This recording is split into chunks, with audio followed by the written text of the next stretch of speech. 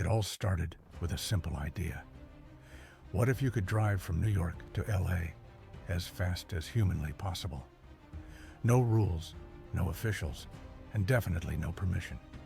Just you, the car, and 2,900 miles of open road.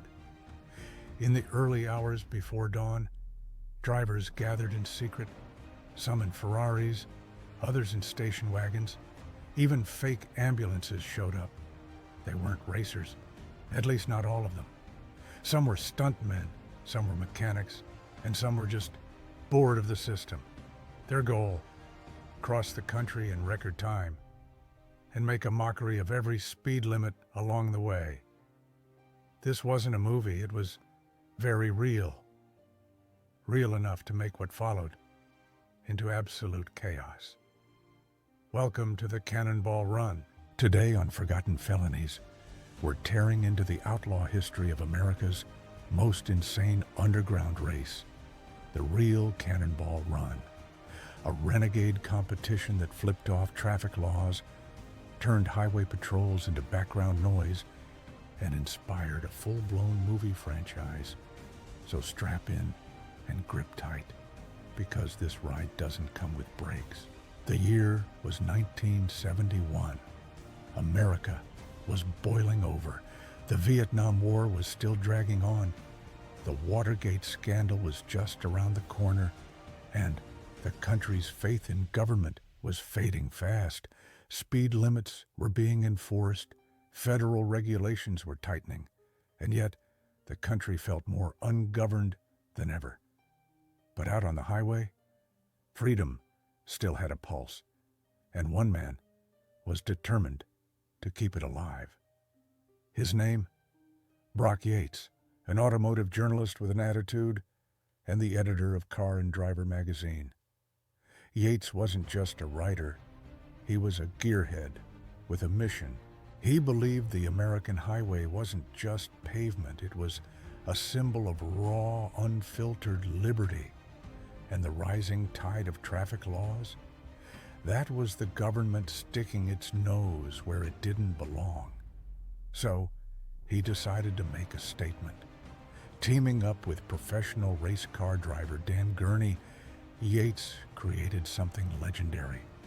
The Cannonball Baker's Sea to Shining Sea Memorial Trophy Dash. Yeah, it's a mouthful. But the name was a tribute to Irwin Cannonball Baker, a daredevil who rode a motorcycle from coast to coast back in 1914. A solo ride that turned him into a national icon.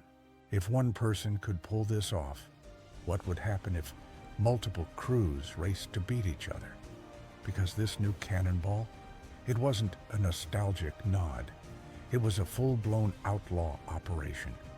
A race from New York City's Red Ball Garage to the Portofino Inn in Redondo Beach, California. 2,863 miles.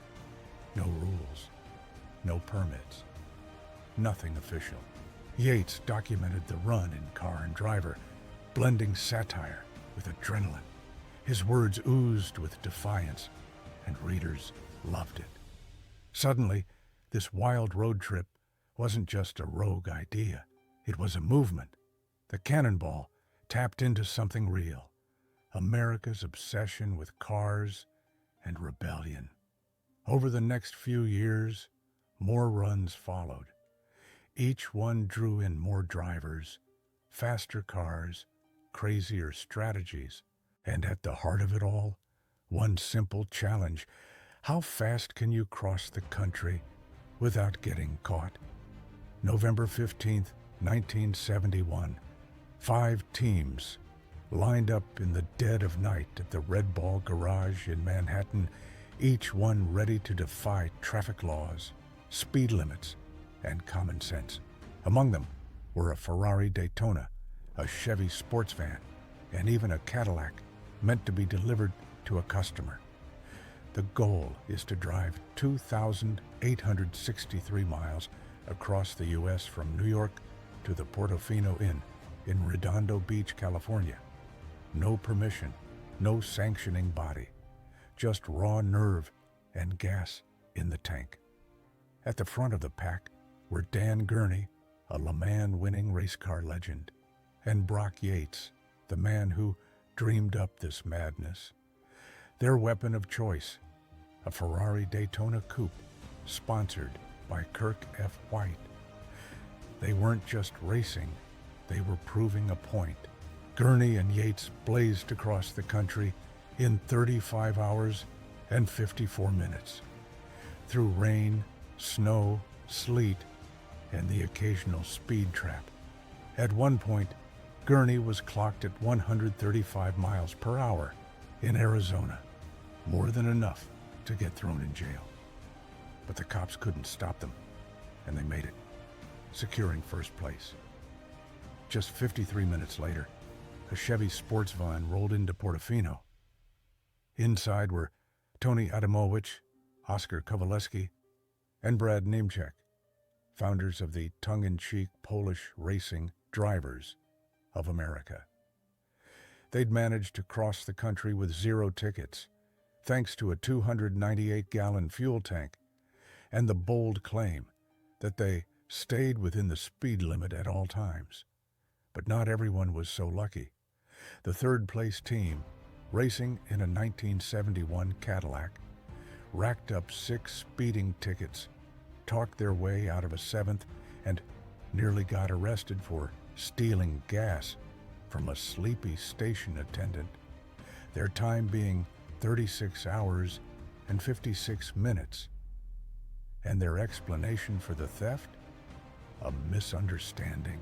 4th place went to a team from Little Rock, Arkansas. Their trip clocked in at 37 hours and 45 minutes.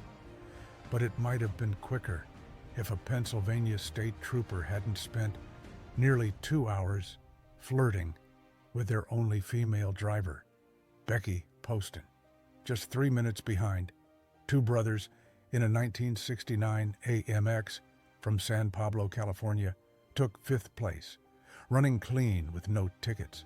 Their car already had 90,000 miles on the engine. 6th place went to a van originally intended for Yates himself. Moon Trash 2 was piloted by writer Kim Chapin and racer Steve Baer, with Baer's girlfriend along for the ride. They lost 2 hours dealing with a shredded tire and didn't have the right lug nuts for the spare. Their final time was 39 hours and 3 minutes. 7th and last to finish, a 27-foot Travco motorhome full of journalists, photographers, and even a NASCAR driver. They rolled in after 57 hours and 25 minutes, complete with a police escort and 1 ruined shag carpet, courtesy of a pan of lasagna spilled during an emergency swerve. And as for the only team that didn't make it, an MGB-GT gave up near Columbus, Ohio, with a dead transmission. Game over. But for most of these racers, it wasn't just about finishing. It was about the experience, the stories, and most of all, the statement. This was a race without rules, but full of risks. 12 tickets were handed out that year. Still, there were no crashes nor any injuries. The first cannonball was over, but the legend had only just begun. As the Cannonball Run gained notoriety, it also caught the attention of someone far less amused: law enforcement. By the mid-70s, police across the country were on high alert. States like Ohio, Nebraska, and Utah became notorious speed trap zones, especially on their long, flat interstates. If you were pushing 150 miles per hour, there was a high chance you'd see flashing lights in your rearview mirror real quick. To cops, this wasn't a sport. It was reckless, dangerous, and an open challenge to authority. There were arrests, cars impounded, and tickets by the dozen. But none of it stopped the racers. The cannonballers adapted and got smarter. Although they looked like chaos on wheels, these weren't reckless punks. They started running the race like a covert military operation. Chase vehicles would scout ahead or run interference with cops, slowing down traffic or baiting troopers away from the real racers. Gas stations were pre-mapped and marked. Some teams even paid attendants in advance to keep the pumps ready and bathrooms unlocked in the middle of the night. Others used aircraft maps to find remote shortcuts. A few even stole traffic signs to mislead authorities or cover up turns. It wasn't just a race anymore, it was logistical warfare. The route stayed mostly the same, starting from the Red Ball Garage in Manhattan and ending at the Portofino Hotel in Redondo Beach. However, in 1979, a second start point popped up, the Goodwives Shopping Center in Darien, Connecticut, adding nearly 50 extra miles for anyone brave enough to start there. Toll receipts, time-stamped gas logs, witness statements, GPS tracking, even continuous dashcam footages became the new method of proving your run. The cars, not always flashy, but always deadly efficient. High-performance sedans disguised as daily drivers, auxiliary fuel tanks welded into trunks to eliminate stops, police scanners, radar jammers, laser diffusers, and even cosmetic mods to throw off recognition. Some teams went even further, deploying spotter vehicles, airplanes, and helicopters to watch for patrol cars miles ahead. And the best part? Most of them got away with it. Because for every patrol officer writing a citation, there were a dozen cannonballers outsmarting the system. The Cannonball Challenge wasn't just about the speed. It was about the people crazy enough to chase it. Over the years, it attracted an unforgettable cast of characters. Hal Needham, a Hollywood stuntman, didn't just run the race. He immortalized it. His 1981 film, The Cannonball Run, was a wild, big-budget tribute to the real thing, complete with Burt Reynolds, fake ambulances, and all the chaos baked in. Then there was Jack May and Rick Klein, roaring across the country in a sleek 1972 Ferrari Dyno, until they ran out of fuel somewhere in Arizona. They didn't wait. Instead, they pushed the car to the nearest gas station, because in the Cannonball, you don't quit. Pam Yates, Brock's wife, was one of the first women to join the race, and she didn't just hold her own. She set one of the fastest times ever recorded by a female driver in the event. And decades later, when the original Cannonball was long gone, its ghost still lived on. In 2013, Ed Bolian, a Lamborghini dealer from Georgia, reignited the flame. With a team of a Mercedes-Benz CL55 and a trunk full of auxiliary fuel tanks, he drove from New York to LA in 28 hours and 50 minutes, an unofficial record, but a legendary one. The race may have disappeared from headlines, but the spirit, it never died. It just went underground. By 1979, the Cannonball Run had reached the edge of the line, and the law was closing in fast. Mounting pressure from lawmakers, insurance companies, and civilian lawsuits began to take their toll. The race had grown too bold, too visible, and a little too infamous. Some teams were pushing 150 miles an hour through heartland highways. State patrols were furious, and the feds weren't far behind, and the risks were no longer a joke. So the original Cannonball came to an end. But the spirit was just getting warmed up, because while Brock Yates had hung up his stopwatch, Hollywood was just stepping on the gas. In 1981, the Cannonball Run movie exploded into theaters, starring Burt Reynolds, Farrah Fawcett, Roger Moore, and Dom DeLuise. It was everything the race was, but dialed up to 11. Fake ambulances? Check. Ridiculous costumes? Absolutely. It was filled with non-stop laughs, chaos, and high-speed insanity. The movie made over $160 million worldwide, becoming one of the biggest hits of the year. Sequels followed, and so did ripoffs. And just like that, a dangerous underground race was repackaged as pop culture gold. But here's the thing. The Real Cannonball? It was never about the jokes.